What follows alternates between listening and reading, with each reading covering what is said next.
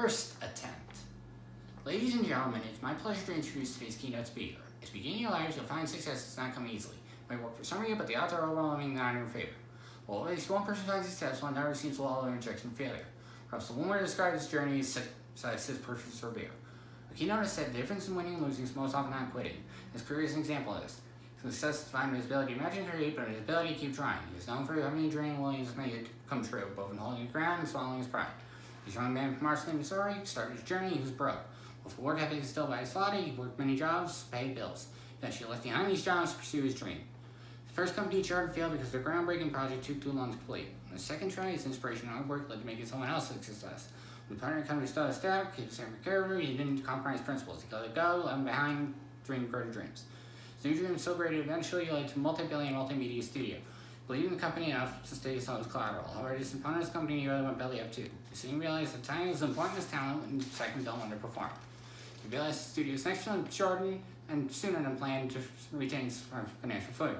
When World War II affected that feature worldwide distribution, the studio partnered with United Belly, created Biographic film shorts. In the early 1950s, the speaker began designing a large amusement park. He intended to have educational as well as entertainment value for families. Land was bought in the farming community in Anaheim, California. In the summer of 1955, exclusive invitation was sent on July 17th for an opening.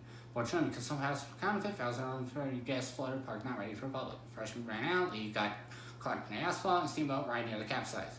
Park soon recovered, but his parent would go necessary to keep visitors' interest. Because the park was either filled with geographic capacity or speakers sat over another property. Swampy Central Florida became a world-class vacation destination because of our speaker's vision. At every adversity, our speaker persevered. To some, he's a groundbreaker, to others, a fool. However, by starting at age time and not quitting, he's become one of our beloved sons. Please all learn keynote speaker, Mr. Walt Disney. Professional take. Ladies and gentlemen, it is my pleasure to introduce today's keynote speaker. As you begin your lives, you will find that success does not come easily. It may for some of you, but the odds are overwhelmingly not in your favor. But what allows one to find success, while another seems to wallow in rejection and failure? Perhaps the one word to describe this journey is persevere.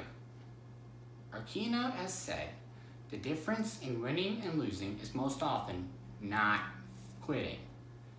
And his career is an example of this. His success is defined not by his ability to imagine and create, but his ability to keep trying.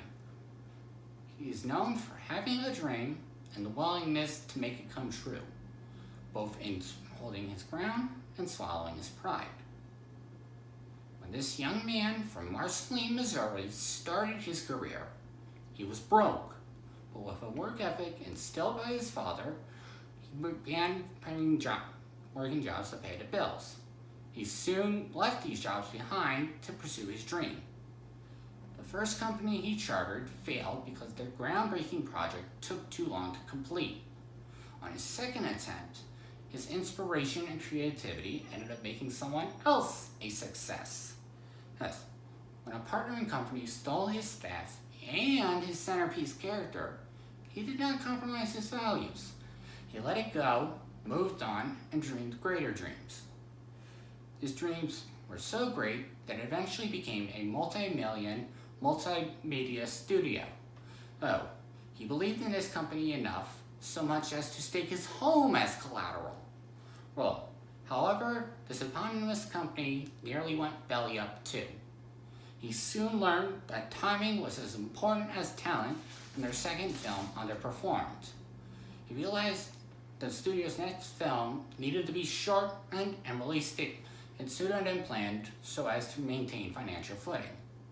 When World War II affected that feature's distribution, he instead partnered with the United States military to create propaganda shorts. In the early 1950s, our speaker began designing a large amusement park. He intended to have educational as well as entertainment value for families. Land was bought in Anaheim, California. In the summer of 1955, exclusive invitations were sent out for a July 17th grand opening. Unfortunately, because many of these passes were counterfeit, thousands of uninvited guests soon flooded a park not ready for the public. Refreshments ran out. a lady's high heel shoe got stuck in the still wet pavement, and the steamboat ride nearly capsized from too many passengers. First, the park soon recovered, but it was apparent that expansions will be necessary to keep visitors' interest. Because the park already filled the property to its geographic capacity, our speakers scouted for another undeveloped property. Swampy Central Florida became a world-class vacation destination because of our speaker's vision. At every adversity, our speaker persevered. To some, he was a groundbreaker. To others, a fool. But however, by starting over again and again and not quitting, he has become one of America's most beloved sons. Please welcome our keynote speaker, Mr. Walt Disney.